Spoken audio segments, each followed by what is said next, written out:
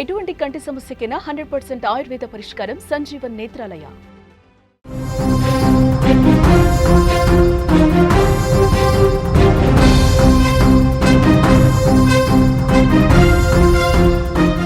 మరో breaking news చూస్తున్నాం. కృష్ణా జిల్లా ఉయ్యూరులో విషాదం చోటు చేసుకుంది. నవవధువు బలవన్మరణానికి పాల్పడింది. భర్త వేధింపులు భరించలేక ప్రాణాలు తీసుకుంది శ్రీవిద్య. 6 నెలల క్రితమే సర్వేయర్ రాంబాబుతో వివాహం జరిపించారు. పెళ్లైన కొద్ది రోజులకే వేధింపులు మొదలయ్యాయి. కన్నీరు పెట్టిస్తోంది శ్రీవిద్య చివరి లేఖ. అందరిలానే కోటి ఆశలతో కొత్త జీవితంలోకి ఆ యువత అడుగుపెట్టింది. భర్త పిల్ల పాపలతో సంతోషంగా ఉండాలని కలలు కంది. కానీ 6 నెలలకే కలలు కల్లలయ్యాయి. కట్టుకున్న వాడి చిత్రహింసలు తాళలేక ఆ నవవధువు పాడెక్కింది. కృష్ణా జిల్లా ఉయ్యూరులో నవవధువు బలవన్మరణం తీవ్ర విషాదాన్ని నింపింది. భర్త వేధింపులు భరించలేక శ్రీవిద్య అనే మహిళ తను చాలించింది. 6 నెలల క్రితమే సర్వేయర్ రాంబాబుతో వివాహం జరగగా ఇంతలోనే చనిపోవడంతో కుటుంబ సభ్యులు కూడా తీవ్ర దుఃఖంలో మునిగిపోయారు. ఇక ఇదే అంశానికి సంబంధించిన మరింత సమాచారం మా ప్రతినిధి సాయి అందిస్తారు. ఎస్ సాయి, ఏం జరిగింది అసలు? శ్రీవిద్య ఆత్మహత్య గల కారణాలు ఏంటి? జానకి, ఆ శ్రీవిద్య రాసిన సూసైడ్ లెటర్ చదువుతుంటే ప్రతి ఒక్కరికి కూడా కన్నీళ్లు రాకమానం. అందులో ప్రతి ఒక్క అక్షరం ఆమె పడిన బాధని వ్యక్తపరుస్తోంది. పెళ్ళైన కొత్తలోనే వేరొక అమ్మాయిని, సాయి అనే ఒక అమ్మాయిని పోల్చుతూ ఈమెని, అంటే సొంత భార్యని అసభ్యంగా మాట్లాడేవాడు అని చెప్పి ఆ లేఖలో శ్రీవిద్య రాసిన అసలు ఆ మొత్తం లెటర్ చదువుతుంటే ఎవరైనా కూడా కన్నీరు కార్చాల్సిందే. మంచానికి వేసి కొట్టేవాడు, అలాగే తలుపు కేసు కొట్టేవాడు. తలనొప్పి వస్తుందమ్మా, నేను భరించలేకపోతున్నాను, నేను మీ దగ్గరికి రావాలన్నా కూడా రాలేను, నేను మీకు భారం కాలేను, అందుకే నేను ఈ పని చేస్తున్నాను అని చెప్పి ఎంతో బాధతో రాసిన లెటర్ అయితే ప్రస్తుతం ఇప్పుడు మొత్తం అందరినీ కూడా కంటతడి పెట్టిస్తోంది. కుటుంబ సభ్యులైతే వాళ్ళని ఓదార్చడం కూడా ఎవరితరం కావడం లేదు.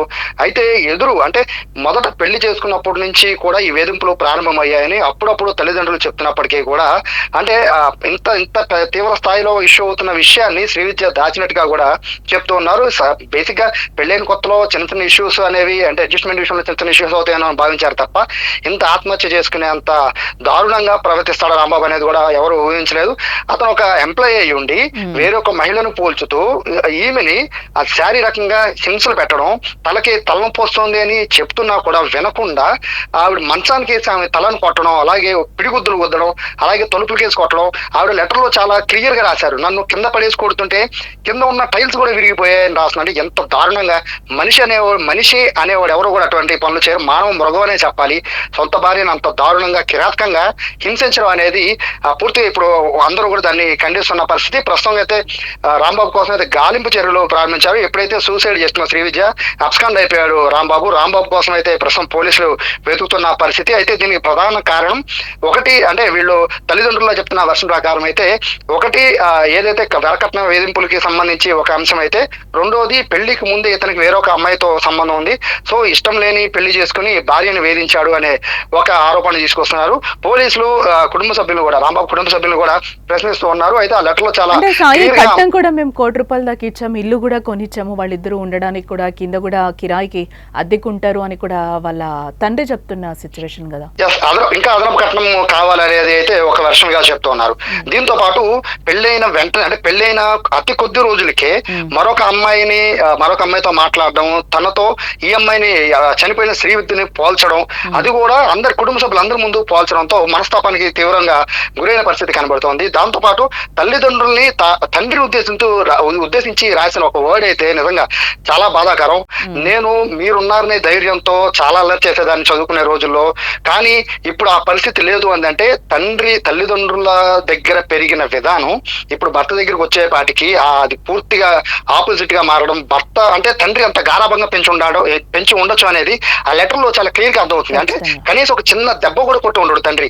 అలాంటిది ఇంత దారుణంగా ప్రతిరోజు కొట్టి అమ్మాయిని ఇంత చిత్రహింసలు గురి చేస్తుంటే తట్టుకోలేకపోయింది. తలనొప్పిని తట్టుకోలేకపోతున్నాను నాన్న అని లెటర్ లో రాసిన విధానం చూస్తుంటే నిజంగా అందరికీ కూడా హృదయం చెలించిపోతున్న పరిస్థితి. తమ్ముడిని కూడా గుర్తు చేస్తూ, నేను ఇదే నీకు రాఖీ బహుశా కట్టలేనేమో, తమ్ముడు జాగ్రత్తగా చూసుకో తల్లిదండ్రులని అని చెప్పి రాసిన విధానం చూస్తుంటే నిజంగా ప్రతి ఒక్కరికి కూడా హృదయం అయితే ద్రవించిపోతున్న పరిస్థితి. కఠినంగా శిక్షించాలని అయితే మహిళా మండలి సంబంధించిన సభ్యులందరూ కూడా కోరుతున్న పరిస్థితి.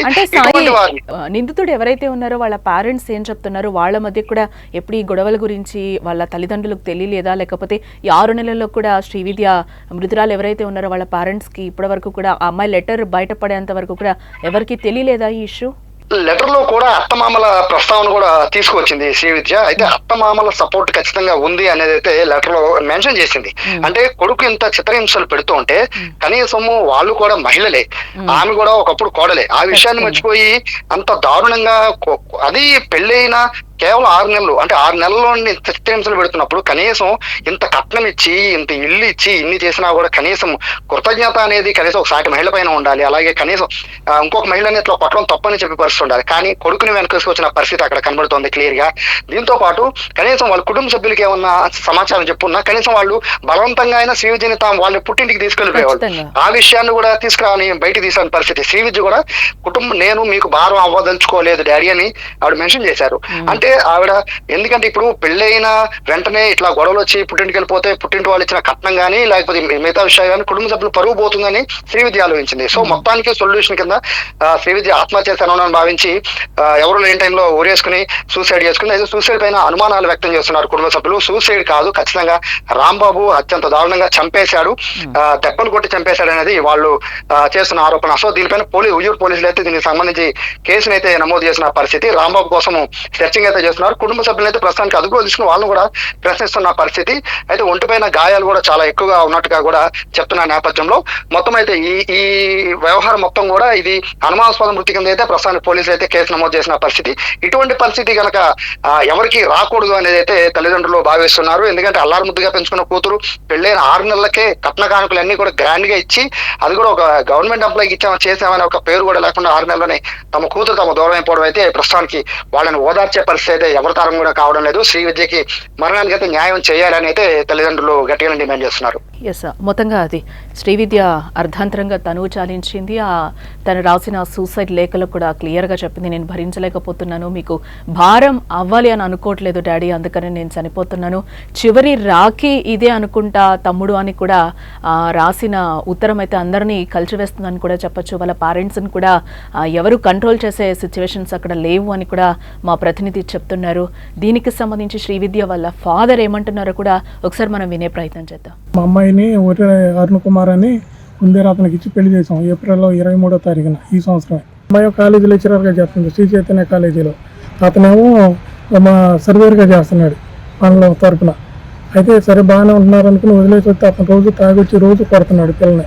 రోజు ఏం చేస్తుంటే పిల్ల అసలు మాకు ఏం చెప్పట్లా, అయినా ఒక బుక్లో రాసుకుంది.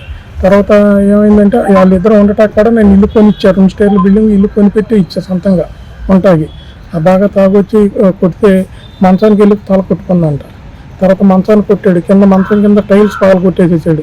నాకు ఫోన్ చేశాడు కింద అద్దుకుండా అతను, కరెక్ట్గా 11 గంటల 48 నిమిషాలకు ఫోన్ చేశాడు. ఏముంది పిల్లకి ఏదో తేడా చేసినట్టుంది, కింద పడుకుంది, మా ఆవిడ చూసింది, ఒక్కసారి మీరు బయలుదేరి రండి, పిల్లకి బాగాలేదు అనుకుంటా అని అన్నారు. మేము వచ్చేసరికి పిల్ల నేల మీద పడుకోబెట్టింది. అదే నన్ను అడిగితే ఉరేసుకుంది, నేనే పడుకోబెట్టాను అన్నాడు ఆ కుర్రోడు. మా అమ్మాయి ఉరేసుకున్నట్టు కూడా అక్కడ ఏం దాఖలే లేదు, ఎందుకంటే పైన చీర కట్టలేదు, చున్నీ కూడా కట్టలేదు, అసలు ఆ ఫ్యాన్ అందరం కూడా అందులో చాలా హైట్లో ఉంటుంది అది. మరి మా అమ్మాయికి కట్టిన చీర లేదు, చున్నీ లేదు. మరి మా అమ్మాయి కింద పడుకోబెట్టి ఉంది, చచ్చిపోయి ఉంది అప్పటికే. ఆడేమో ఫుల్గా తాగేసి ఉన్నాడు. నాకు తెలియదు ఆ పిల్ల ఉరేసుకుందని చెప్తున్నాడు.